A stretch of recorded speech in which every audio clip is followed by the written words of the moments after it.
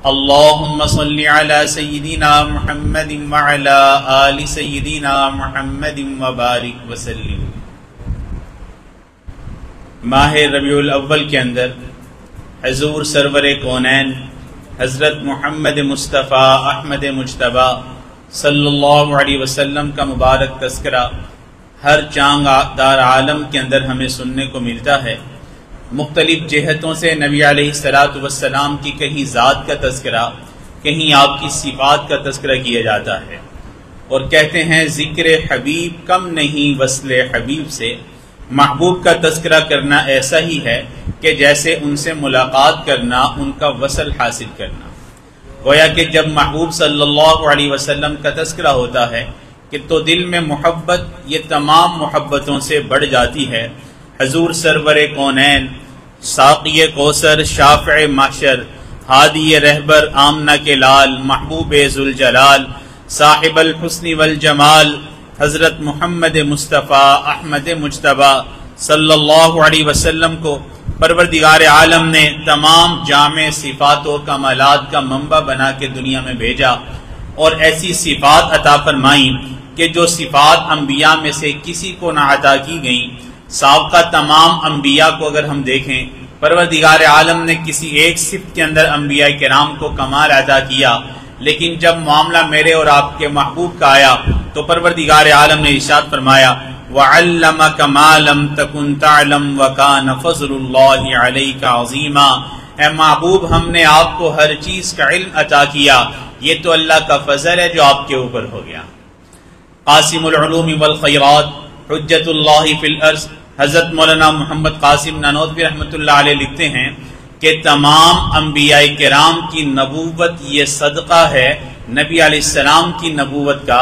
اللہ کے نبی کی نبوت ذاتی ہے، باقی انبیاء کی عطائی ہے، اور اس کی دلیل ہمیں قرآن کریم میں بھی ملتی ہے۔ پروردگار عالم نے قرآن کریم میں ارشاد فرمایا بلکہ انبیاء سے وعدہ لیا وَإِذْ أَخَذَ اللَّهُ مِيثَاقَ النَّبِيِّينَ، ہم نے تمام انبیاء سے وعدہ لیا اگر میں تمہارے ہوتے ہوئے اپنے پیغمبر آخر الزمان کو دنیا میں بھیجوں، تمہارے اوپر لازم ہے کہ تم ان کی اطاعت کرو گے۔ پھر پروردگار نے کہا کہ ان سب نے اقرار کیا اور میں اس کے اوپر گواہ موجود ہوں۔ پروردگار عالم خود اس کے اوپر گواہ بنے۔ محمد الرسول اللہ صلی اللہ علیہ وسلم، محمد رسول اللہ صلی اللہ علیہ وسلم، یہ دو لفظ ہیں۔ محمد ذات کو کہتے ہیں اور رسول بات کو کہتے ہیں۔ علماء نے فرمایا کہ ذات مقدم ہوتی ہے بات کے اوپر۔ رسول اللہ صلی اللہ علیہ وسلم کی ذات بھی جنت سے آئی، آپ کی بات بھی جنت سے آئی۔ نبی کریم صلی اللہ علیہ وسلم کی ذات بھی معصوم، آپ کی بات بھی معصوم۔ محبوب صلی اللہ علیہ وسلم کی ذات بھی بے عیب، بات بھی بے عیب۔ حضور صلی اللہ علیہ وسلم کی ذات پہ بھی ایمان لانا ایمان کی شرط، بات پہ بھی ایمان لانا ایمان کی شرط۔ ایک بندہ اگر توحید کا اقرار کرے، اللہ کی صفات میں بھی اللہ کو ایک مانے، صفات کے تقاضے میں بھی ایک مانے، اللہ کو تعبد، اللہ کے سامنے سر تسلیم خم کرے، لیکن اللہ کی ذات کے ساتھ کسی کو برابری کا درجہ دے دے تو وہ موحد نہیں ہو سکتا، وہ توحید پرست نہیں ہو سکتا۔ ایک بندہ رسول اللہ صلی اللہ علیہ وسلم کی نبوت کو مانے، آپ کے مقام، مرتبے، بزرگی، شرف کو مانے، لیکن آپ کے بعد نبوت کو بھی جاری مانے، لہٰذا وہ بندہ بھی مسلمان نہیں ہو سکتا۔ اسی وجہ سے نبی علیہ السلام کی ذات بھی محفوظ، آپ کی بات بھی محفوظ۔ نبی علیہ السلام کی ذات بھی آپاکی قرب قیامت تک، حتیٰ کہ قیامت کی صبح تک، یہاں تک کہ جنت میں جانے تک آپ کی ذات سے ایمان والے تاکہ جنتی فائدہ اٹھائیں گے، اور ایسے ہی آپ کی بات بھی محفوظ اور وہ بھی آپاکی، وہ بھی رہتی دنیا تک، قیامت کی صبح تک، حتیٰ کہ جنت میں جانے تک۔ نبی علیہ السلام کی ذات جس جگہ پہ، وہ مکان تمام جگہوں سے اعلیٰ، عرفہ، بلند مقام مرتبے والا۔ چنانچہ اہل سنت والجماعت کا عقیدہ ہے وہ مٹی جو نبی علیہ السلام کے بدن اطہر کے ساتھ لمس کر رہی ہے، وہ اللہ کے عرش سے بھی زیادہ فضیلت رکھتی ہے۔ تو نبی علیہ السلام کی ذات جس جگہ پہ وہ مکان بھی سب سے اعلیٰ اور محبوب کی بات جس جگہ پہ ہو وہ جگہ بھی سب سے اعلیٰ. عقیدے کی بات کر رہا ہوں. نبی علیہ السلام کی ذات بھی زندہ، آپ کی بات بھی زندہ. لہٰذا دنیا کے اندر دو ہی طرح کے اعتراضات لوگ کرتے ہیں، یا تو رسول اللہ کی ذات پہ اعتراض کریں گے یا رسول اللہ کی بات پہ اعتراض کریں گے.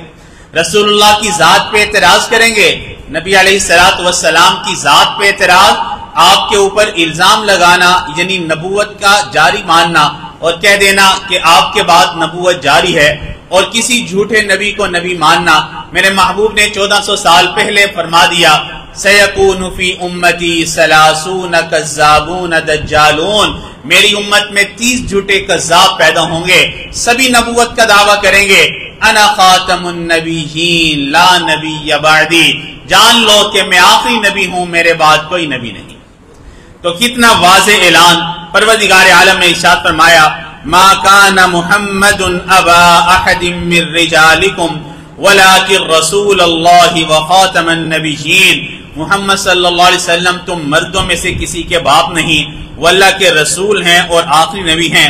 مسلم شریف کی روایت ہے، حضرت زبیر ابن مطعم رضی اللہ اس حدیث کے راوی ہیں، فرماتے ہیں کہ نبی علیہ السلام نے ارشاد فرمایا انا محمد و احمد، میں محمد ہوں میں احمد ہوں، وَأَنَا الْمَاحِي الَّذِي يُمْحَى بِهِ الْكُفْرِ، میں مٹانے والا ہوں اور اللہ میرے ذریعے کفر کو مٹائے گا.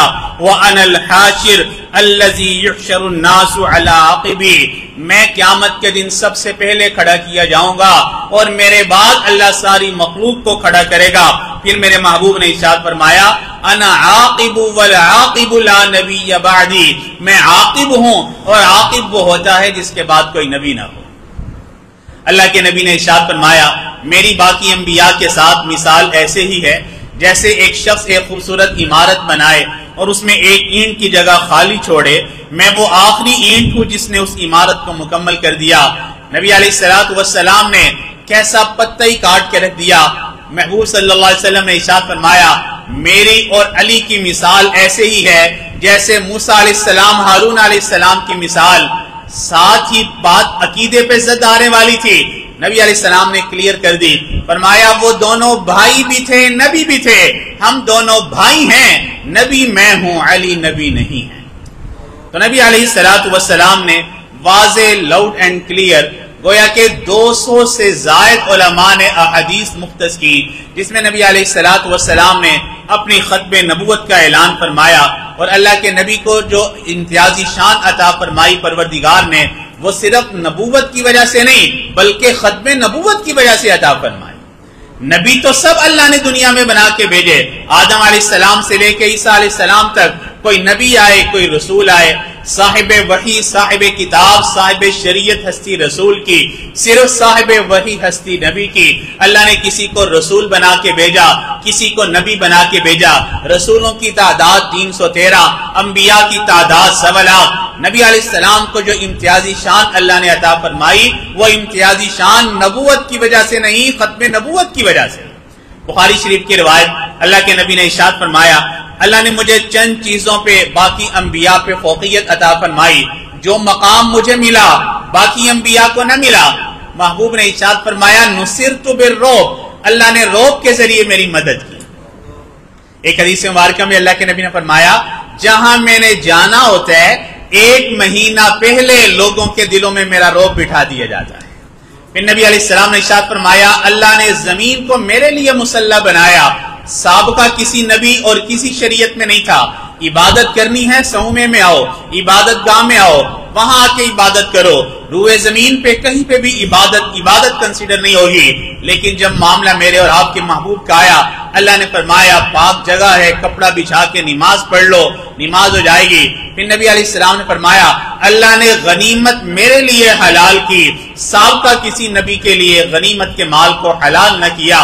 پھر نبی علیہ السلام نے فرمایا اللہ نے مجھے نبوت بھی عطا فرمائی، ختم نبوت بھی عطا فرمائی. تمام انبیاء کرام جو دنیا میں تشریف لائے ان کی ولادت پہلے ہوئی، نبوت بعد میں ملی. جب معاملہ میرے اور آپ کے محبوب کا آیا قربان جائیں اپنے محبوب کے مقام اور مرتبے پہ. نبی علیہ السلام کو نبوت پہلے ملی، ولادت بعد میں ہوئی. میرے محبوب نے ارشاد فرمایا میں اس وقت بھی نبی تھا جبکہ آدم ابھی گارے اور مٹی میں تھے. تو نبی علیہ السلام کی نبوت آفاقی، اللہ کے نبی کی نبوت رہتی دنیا تک. تمام انبیاء کرام کی نبوت مقید، کہیں وہ یا قوم کہہ کے مخاطب کر رہے ہیں، کہیں یا بنی اسرائیل کہہ کے مخاطب کر رہے ہیں، گویا کہ اپنے قوم کے لیے آئے، اپنے قبیلے کی طرف بھیجے گئے. لیکن جب معاملہ میرے اور آپ کے محبوب کا آیا تو یا ایھا الناس کہہ کے احکامات دیے گئے. رہتی دنیا تک ساری انسانیت کو مخاطب کیا گیا. نبی علیہ السلام کی نبوت کے اندر جامعیت، ہمگیری، آفاقیت، ایسا یونیورسل ٹروتھ، کائنات جتنی بھی ترقی کر لے، دنیا کے اندر جتنی بھی وسعتیں آ جائیں، نت نئے مسائل سامنے آتے چلے جائیں، دین اسلام کے اندر کامل مکمل رہنمائی موجود ہے. ہر انسان کو یہ دین رہنمائی دے رہا ہے اور ہر انسان اس سے رہنمائی لے رہا ہے. ایک انسان اگر چرواہا ہے، اللہ کے نبی کے اس دور کو دیکھے جب آپ نے بکریاں چرائیں. اگر کوئی تاجر ہے، نبی علیہ السلام کی تجارت کو دیکھے، حضرت خدیجہ رضی اللہ کا مال لے کے تجارت فرماتے ہیں اور جو پروفٹ تھا لا کے ریٹرن کرتے ہیں، کیسی امانت صداقت کا معاملہ کرتے ہیں. اگر کوئی مصائب و آلام میں گرفتار ہے، اللہ کے نبی کے مکی دور کو دیکھے، قید و بند کی صعوبتیں برداشت کرنے والا ہے. شیب ابی طالب میں گرفتاری کو دیکھے. اگر کوئی ملک کا سربراہ ہے، نبی علیہ السلام کے مدنی دور کو دیکھے، کیسی اسلامی ریاست کی بنیاد رکھ رہے ہیں. اگر کوئی کمانڈر ان چیف ہے، نبی علیہ السلام کے غزوات اور ان غزوات میں خوبصورت پلاننگ کو دیکھے، کیسی مٹھی بھر جماعت کو نبی علیہ السلام نے ہزاروں کے مقابلے میں کامیاب کروایا. گویا کہ اس دین کے اندر جامعیت، آفاقیت، زمانہ جتنی بھی ترقی کر لے، رہتی دنیا تک نت نئے مسائل آتے چلے جائیں، دین اسلام کے اندر ہمگیری، جامعیت ایسی ہے کہ ہر انسان کے لیے کامل مکمل رہنمائی یہ دے رہا ہے اور ہر انسان اس سے رہنمائی لے رہا ہے. تو یہ دین اسلام کا حسن اور اس کی خوبصورتی ہے. نبی علیہ السلام کو پروردگار عالم نے جو دین عطا فرمایا، وہ دین تحریفات سے پاک. سابقہ انبیاء کو پروردگار عالم نے کتابیں دی. وہ کتابیں عبرانی زبان میں نازل ہوئیں، سریانی زبان میں نازل ہوئیں. آج پوری دنیا میں کہیں پہ بھی نہ عبرانی زبان بولی جاتی ہے نہ سریانی زبان بولی جاتی ہے. قرآن کریم جس زبان میں نازل ہوا، قرآن کی برکت ہے کہ روئے زمین کے 20 سے زائد ممالک میں عربی زبان اللہ نے جاری فرمائی. لہذا اپنے کلام کو محفوظ کیا اور اس کے محفوظ ہونے کے لیے پروردگار عالم نے خود وعدہ کیا، اِنَّا نَحْنُ نَزَّلْنَا الذِّكْرَ وَإِنَّا لَهُ لَحَافِظُونَ. اس نصیحت نامے کو ہم نے نازل کیا اور اس کی حفاظت کا ذمہ بھی ہمارے ہی اوپر ہے.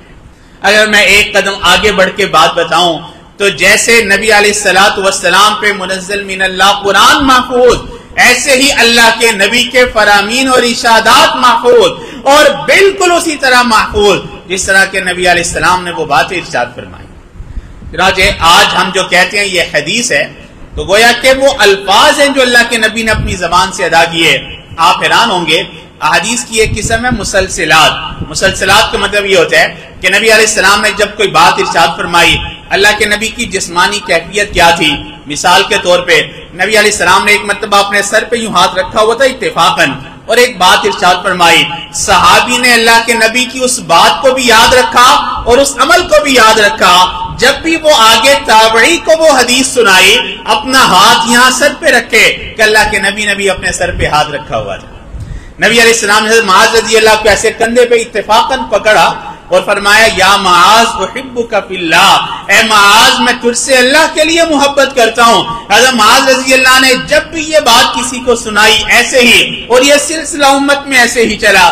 نبی علیہ السلام نے حضرت علی رضی اللہ کو ایک حدیث مبارک کا ارشاد فرمائی، کوئی بات فرمائی. آپ کے پاس آب زمزم اور اجوا کھجوریں تھی، آپ نے وہ ان کو کھلائیں. حضرت علی رضی اللہ نے وہ بات بھی یاد رکھی، وہ عمل بھی یاد رکھا. آج بھی محدثین حدیث مسلسل بالاسودین کے نام سے وہ حدیث جب بھی دار الحدیث میں بیان کرتے ہیں، پہلے آب زمزم پلاتے ہیں، اجوا کھجور کھلاتے ہیں اور فرماتے ہیں کہ اللہ کے نبی سے یہ سلسلہ ایسے ہی چلا. آپ اندازہ لگائیے کہ وہ چیزیں کہ جو دین کا حصہ نہیں ہے، نبی علیہ الصلوۃ والسلام کی اتفاقاً اعمال ہیں، اگر حضرات صحابہ کرام نے اس کو اتنی اہمیت سے محفوظ کیا تو وہ چیزیں جو عین دین کا حصہ ہیں اس کو کتنی اہمیت سے محفوظ کیا ہوگا۔ اور اگر میں حقیقی بات بتاؤں عزیز سامعین، کہ اس امت نے جتنی کوشش احادیث کو محفوظ کرنے کے لیے کی، شاید کہ اتنی کوشش قرآن کو محفوظ کرنے کے لیے نہیں کی۔ اس کی وجہ کیا؟ کہ قرآن کی حفاظت کا ذمہ تو پروردگار نے لیا، اور نبی علیہ الصلوۃ والسلام کے فرامین کو محفوظ کرنے کے لیے محدثین نے باقاعدہ ایک علم دنیا میں معرض وجود کے اندر رکھا، اسماء الرجال، راویوں کی چھان پٹک حالات کا علم، کہاں پیدا ہوئے، کہاں پلے بڑے جوان ہوئے، زندگی کیسی تھی، کیا ان کے اوپر جھوٹ کی کوئی جھوٹی تہمت ہی تو نہیں لگی تھی؟ اگر کسی پہ جھوٹ کی جھوٹی تہمت ہی لگی ہو تو اس سے بھی حدیث نہیں لی گئی کہ کیا پتا یہ بات سچی ہی نہ ہو۔ تو نبی علیہ الصلوۃ والسلام کے فرامین بھی محفوظ۔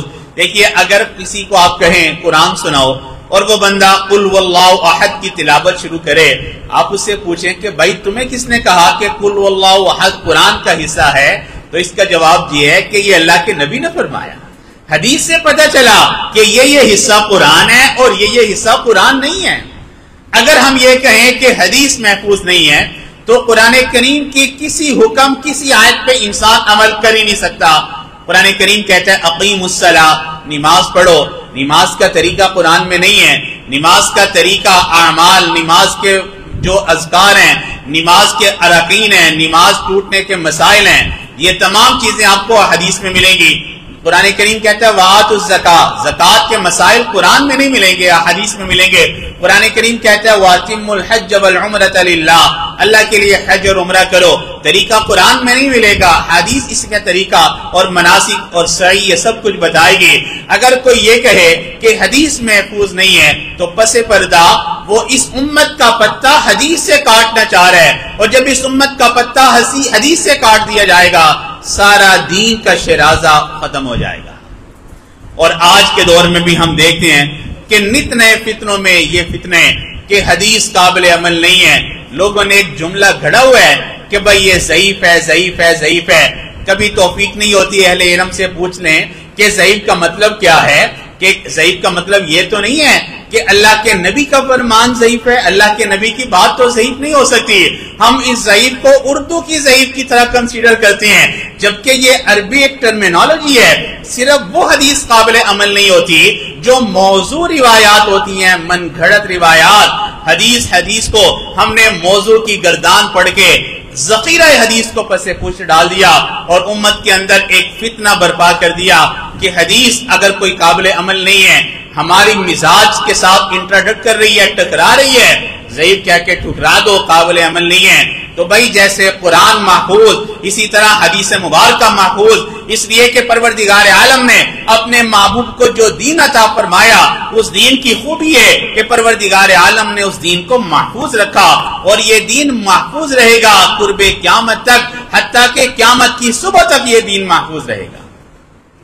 پروردگار عالم نے اپنے محبوب علیہ السلام کو جو دین عطا فرمایا اس کی ایک خوبی قرآن عظیم الشان، اللہ فرماتے ہیں کنتم خیر امت اخرجت للناس تأمرون بالمعروف وتنہون عن المنکر، کہ تم بہترین امت ہو، اور بہترین ہونے کی کیا وجہ بتائی؟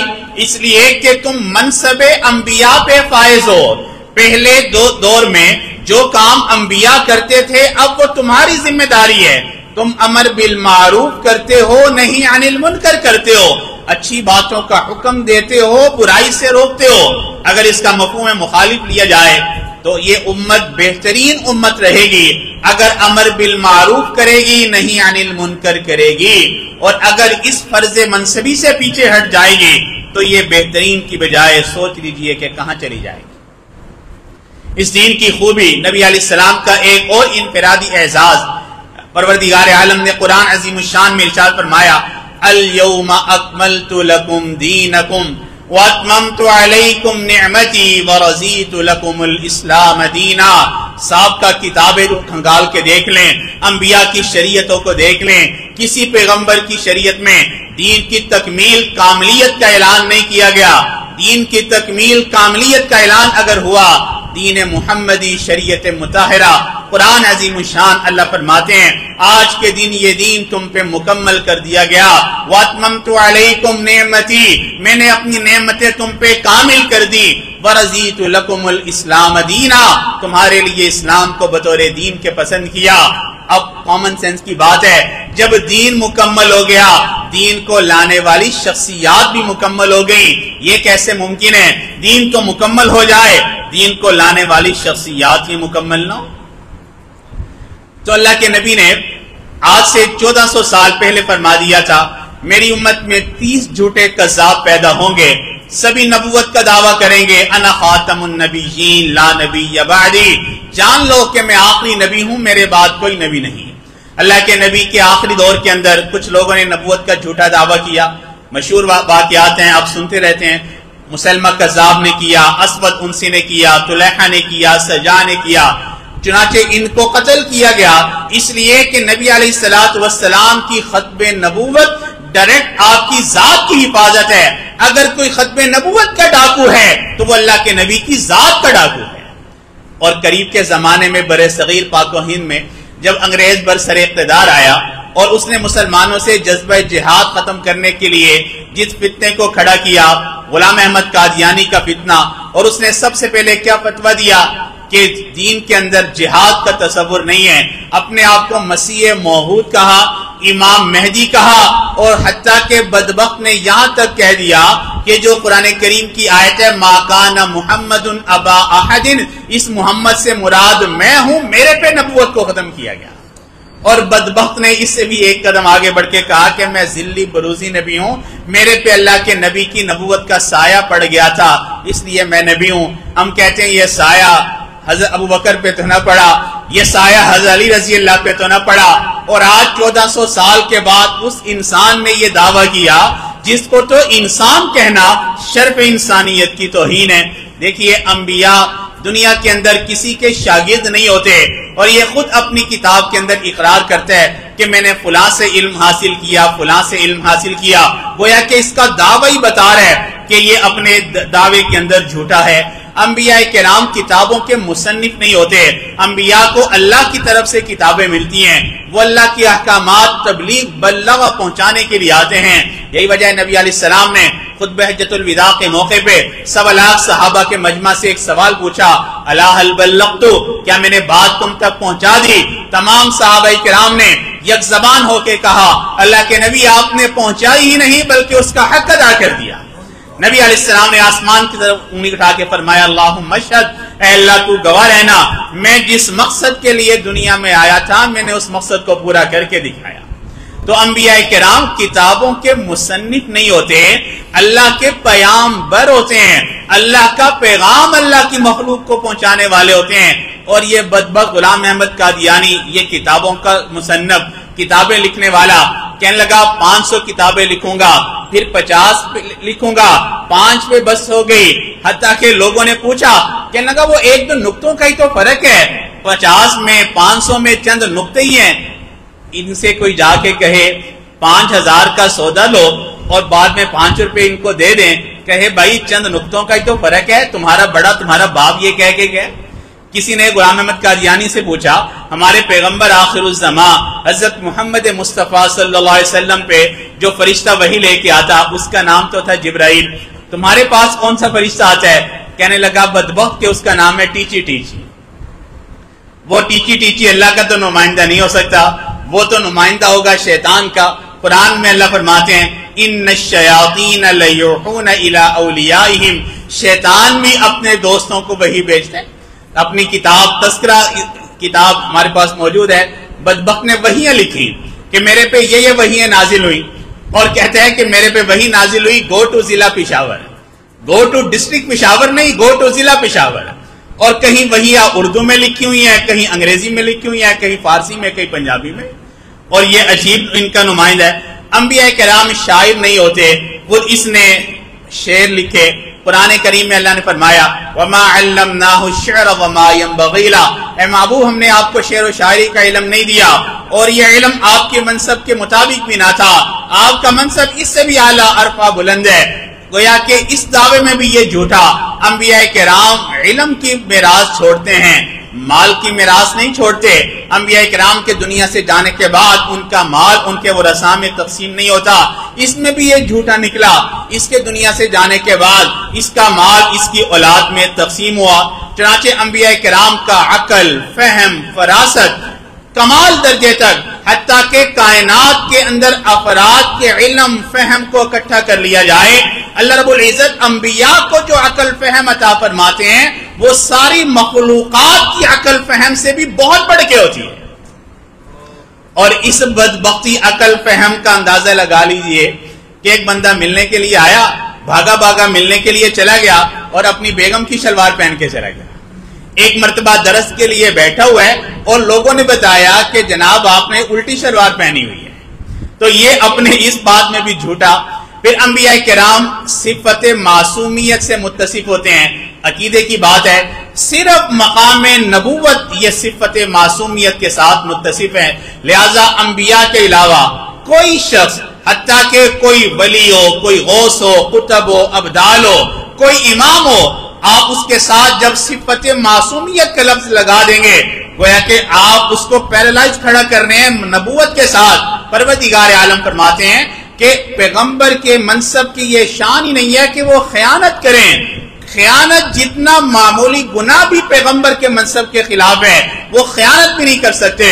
اور ایک قدم آگے اگر بڑھ کے بات بتاؤں، پیغمبر نبوت سے پہلے بھی معصوم ہوتے ہیں جس طرح کے نبوت کے بعد معصوم ہوتے ہیں، اس لیے کہ پیغمبر نبوت کی عمارت ہی صفت معصومیت پہ کھڑی کرتے ہیں۔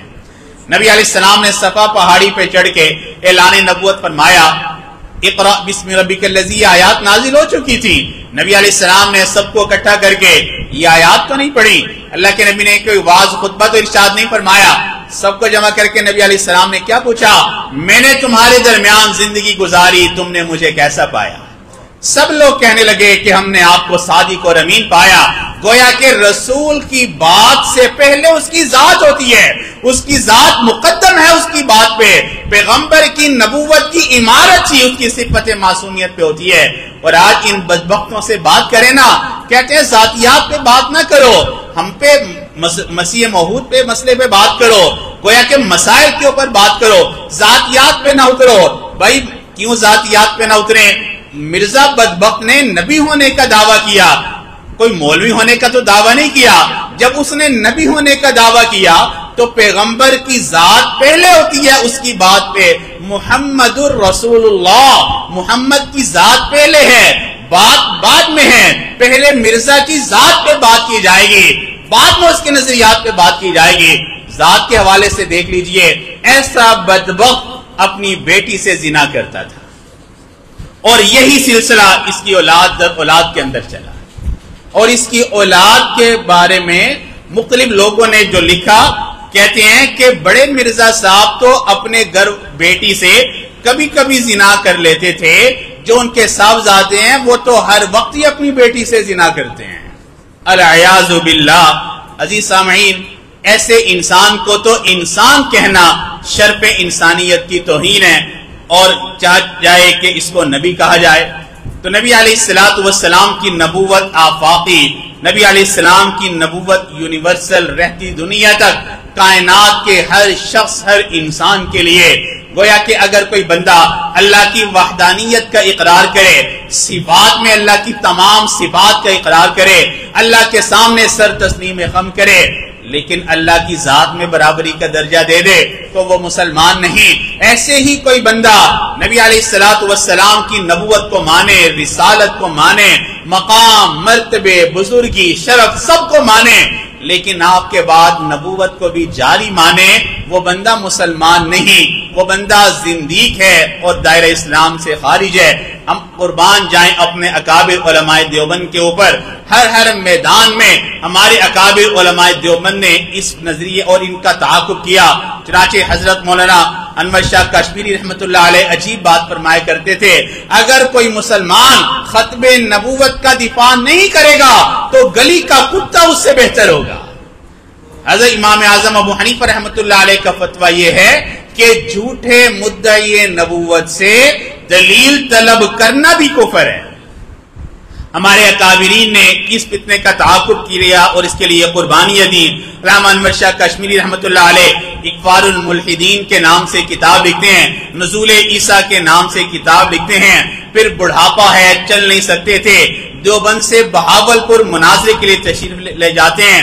حضرت قاضی احسان احمد شجاع آبادی رحمۃ اللہ علیہ ملتان جیل کے اندر نظر بند ہیں، حتیٰ کہ اطلاع آتی ہے آپ کے والد گرامی دنیا سے چلے گئے، آپ پیرول پہ رہائی لے آئیں، کوئی درمیانی راستہ اختیار کر لیں، بعد میں دوبارہ پھر گرفتاری دے دیجیے گا۔ فرمانے لگے کہ جنازہ پڑھنا فرض کفایہ ہے، محبوب صلی اللہ علیہ وسلم کی ختم نبوت کی پہرے داری اور دفاع فرض عین ہے۔ میں محبوب صلی اللہ علیہ وسلم کی ختم نبوت کی دفاع کے لیے قید و بند کی صحبتیں برداشت کر رہا ہوں، میں اپنے والد کا جنازہ پڑھنے کے لیے نہیں آؤں گا۔ حضرت مولانا محمد علی جلندی رحمۃ اللہ علیہ 1956 میں ملتان میں جیل کے اندر گرفتار ہیں، اطلاع آتی ہے حضرت آپ کے بڑے بھائی کا انتقال ہو گیا، اگر آپ چاہیں تو پیرول پہ رہائی مل سکتی ہے عارضی طور پہ، اگر کوئی درمیانی راستے اختیار کر لیں۔ فرمانے لگے کہ میں درمیانی راستے اختیار نہیں کروں گا۔ قربان جائیں ہم اپنے اکابرین پہ۔ حضرت مولانا غلام غوث ہزاروی رحمۃ اللہ علیہ، کیا اللہ نے کمال عطا فرمایا، ایک جمال العمر بیٹا تھا، جوانی میں ہی کینسر کے مرض کے اندر مبتلا ہو گیا، ڈاکٹروں نے کہہ دیا آخری ایام قریب ہیں اور لگتا ہے کہ چند دنوں کا مہمان ہے، اور حتیٰ کہ اتنے میں اطلاع آئی کہ حضرت کا ایک آبائی علاقہ ہے، وہاں پہ اللہ دیتا ایک ماسٹر آیا ہوا ہے اور قادیانی ہے، لوگوں کے ایمان پہ ڈاکے ڈال رہے ہیں۔ حضرت فرمانے لگے کہ میں جاؤں گا اور وہاں جا کے اس سے مناظرہ کروں گا۔ بیٹے نے کہا ابا جان میری خواہش ہے میرے آخری وقت میں آپ میرے پاس رہیں۔ فرمانے لگے بیٹا تجھے تڑپتا دیکھ سکتا ہوں، محمد عربی کو روزے پہ تڑپتا نہیں دیکھ سکتا۔ حضرت غلام غوث ہزاروی رحمۃ اللہ علیہ بیٹے کو سلام کر کے رخصت کے چلے جاتے ہیں، لاری اڈے پہ اپنے سواری پہ بیٹھتے ہیں، ابھی گاڑی نہیں چلی، گھر سے اطلاع آ جاتی ہے زین العابدین کی وفات ہو گئی، جوان بیٹا اکلوتا اللہ کو پیارا ہو گیا۔ حضرت فرمانے لگے بیٹے کا جنازہ پڑھنا فرض کفایہ ہے، محبوب صلی اللہ علیہ وسلم کی نبوت کی حفاظت فرض عین ہے، میں فرض عین کو ترجیح دوں گا فرض کفایہ کے اوپر۔ چنانچہ اگر پاکستان کے اندر یہ جنگ آئی، مفتی محمود رحمت اللہ علیہ، عبدالستان نیازی رحمت اللہ علیہ، یہ اکابرین تھے جنہوں نے ان بدبختوں کا تعاقب کیا۔